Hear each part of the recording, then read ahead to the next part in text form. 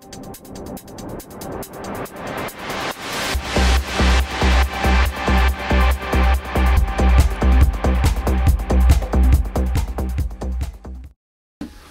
to Just Talking with Rick. I'm Rick Wilson, the owner of the Wilson Practical Defense website and Senior Curriculum Advisor to KPC Self-Defense in Edmonton, talking about the plea of self-defense, and once again holding up Mark McYoung's book, In the Name of Self-Defense, and recommending that you read it. We were covering the marginal notes in Canadian law, and we've got a couple left to do, and I'm going to cover them now. The one is the nature and proportionality of the person's response to the use of threat of force, and we got back to that. Somebody slaps you in the face and you kill them. Is that at all proportionate? In other words, was it reasonable, the use of force and the level of force that you did, was it proportional? Somebody gives you a shove and you pick up a baseball bat and whack them in the head.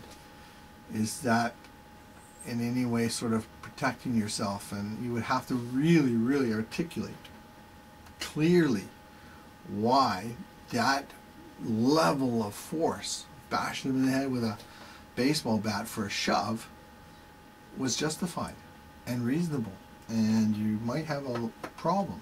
So you really have to look at, and one of the things that you can do, and Mark McYoung talks about, is, and again, this is when you have time to assess, and we're going to get into the assessment of your jeopardy, is you look at, gee, I didn't think empty hand would work with this guy because I'm 5 feet tall, 100 pounds, and he's 6'6", 240 pounds of muscle.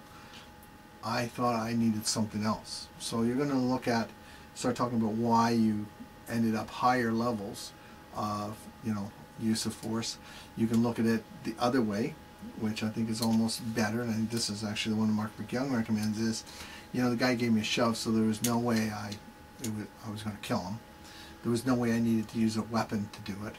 I decided that just spinning him around and putting him in a neck restraint and putting him unconscious and setting him down was the best way to have him not injured.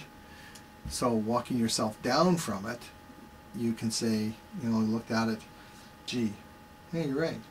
Killing the guy was not reasonable. Using a weapon wasn't reasonable. You didn't break any bones, so that's pretty reasonable. So yeah, I guess that's pretty good. So that's when you're talking about how proportional it was. Was your use of force reasonable at the level you used it? Because it's not just that the fact you used force, but it has to be a reasonable level of force. And that's something else you have to articulate. And the last one is very important in my mind.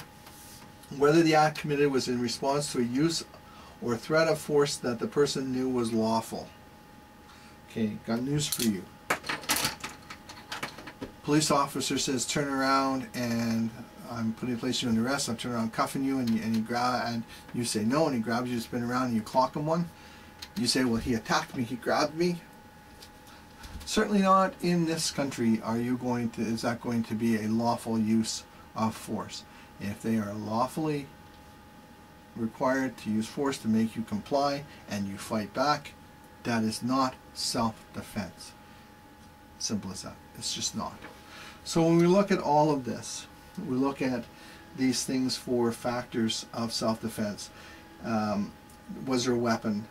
The size, age, gender, physical capabilities, any relationship in the past that would affect how you believed they would act, how you acted with them and what you said to them or in between them, and how much force you used in response, and the fact that it was wasn't an officer doing this, and then any other factors that come into play. And I'm going to say again, if you do anything at all that throws fuel onto this fire, that gets it going and causes it, and you can look back and say, gee, is there any thing that I said or I did that jumped this to a level where I had to use force? You can't lie. Really would say that, don't say, oh, if you called this guy names and such things or insulted his mother and all of that, don't say you didn't do it, because if it comes out that, and the proof shows up on videotape that, yeah, that's what you did, First thing you've done is you've shown you're a liar. You are not truthful. Therefore, why should they believe anything else in your statement? So be truthful. And if you're looking back, as I say, and you say, gee, I'm not sure I acted in self-defense, you may need a lawyer in that situation. And that's when you really need to consult somebody who is a defense attorney and deal with, well, maybe it wasn't self-defense, but it wasn't as big a crime. Maybe they can get it down a bit. You, and only you, are responsible for your actions. So you have to have acted reasonably and responsibly and proportionately in self-defense. And remember, you're on that platform because there's going to be a lot of people that didn't think you did and be trying to pull you off. So any little rope that you throw to them where the guy was walking away and you threw that one last insult in just to get the last word in so you feel better the next day, is going to grab that and pull you right off and say, if you hadn't have done that, none of this would have happened. It was not self-defense. So take care. Act politely, act respectfully, and you'll probably avoid most situations. So thank you very much. Have a great day. That's the end of the marginal notes. We're going to carry on with some other material.